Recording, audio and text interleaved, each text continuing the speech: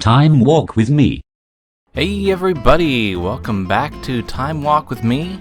Today I'm showing off my Tasha the Witch Queen deck. As you see here, Tasha is a planeswalker who can be your commander.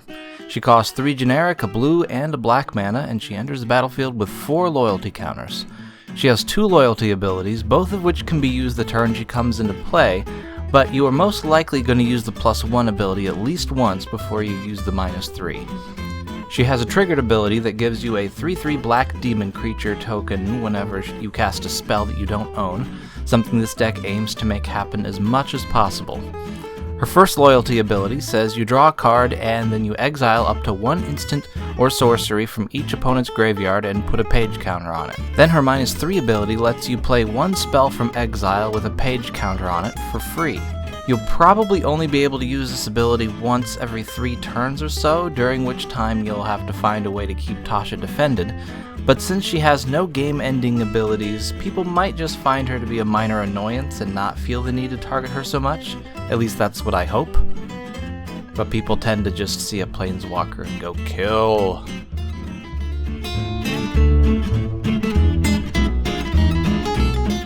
These cards steal spells from your opponents and trigger Tasha to give you demons. Arvinox, the Mind Flail. This guy gives you a sort of secondary hand made up of cards from your opponent's libraries. It might end up giving you the leftovers from their scries, but it does it during your end step without having to be triggered by attacking or damage, so that's good.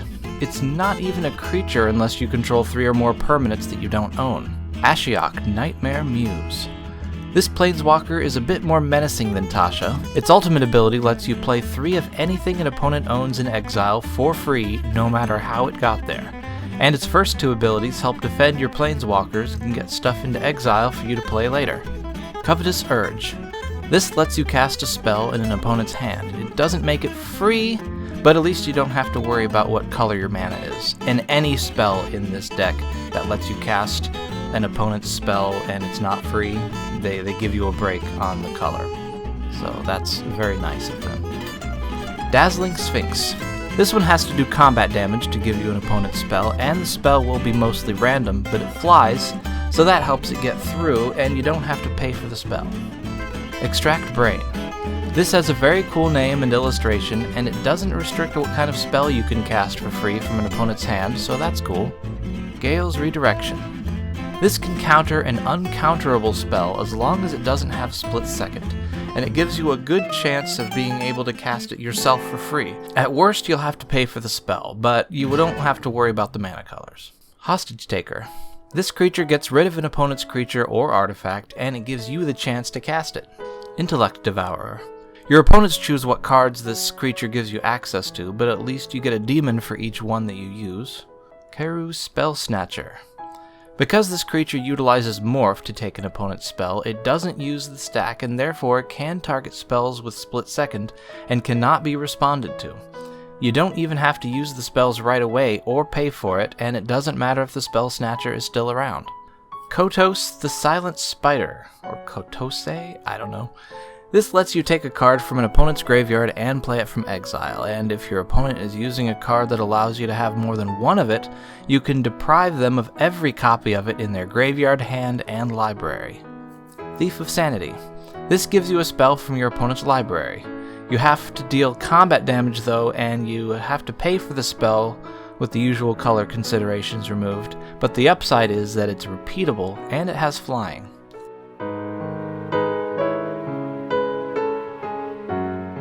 Since Tasha takes things from your opponent's graveyards, this deck's mill sub-theme helps ensure that you'll have plenty of spells to choose from. Ashiok, Sculptor of Fears.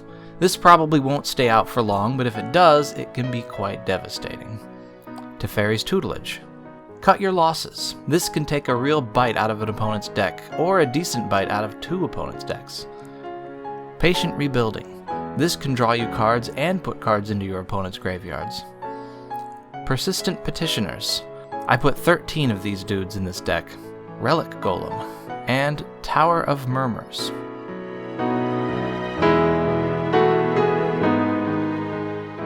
Arcane Signet. Charcoal Diamond. I don't have another Sky Diamond, so there isn't another one in here. Lantern of Revealing. Network Terminal, Ornithopter of Paradise, Seer's Lantern, Sisay's Ring, and Soul Ring.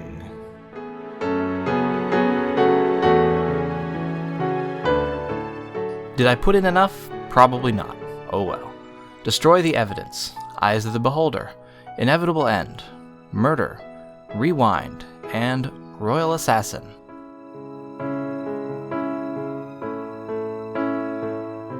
Baleful Strix, Contact Other Plane, Kaito Shizuki. This isn't exactly a draw engine, I just didn't feel like putting it in the other category. Mulldrifter, Obsessive Stitcher, Opt, Preordain, and Tainted Indulgence.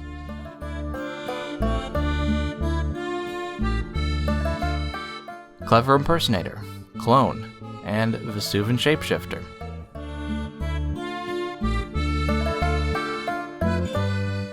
Bogwitch. She turns every card in my hand into a potential dark ritual. Clock Spinning. This is great for putting more loyalty counters on planeswalkers. Gisa, Glorious Resurrector, or Jisa? I don't know. When your opponent's creatures die, they become yours for a bit. Night Veil Predator. This guy is just kinda cool. Propaganda. No, I'd rather you didn't attack me. Turgrid. This is good for when it's time to become the table's arch enemy. The Trickster God's Heist.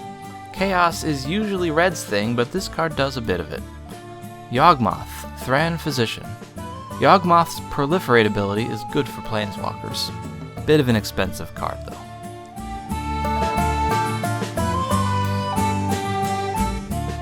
Blighted Fen, Choked Estuary, Clearwater/Murkwater Pathway, Command Tower, Darkwater Catacombs, Dimir Aqueduct, Dreadship Reef, Island, of course, Mystic Sanctuary, Portal of Carfel, Sunken Hollow, Swamp, duh, Underground Sea, mine is fake, Watery Grave, this one's real, and Witch's Cottage.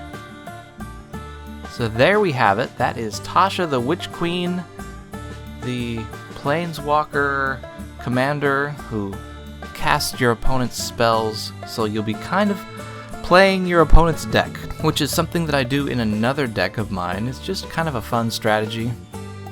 I don't know. Tell me what you think. Be nice. Catch you next time.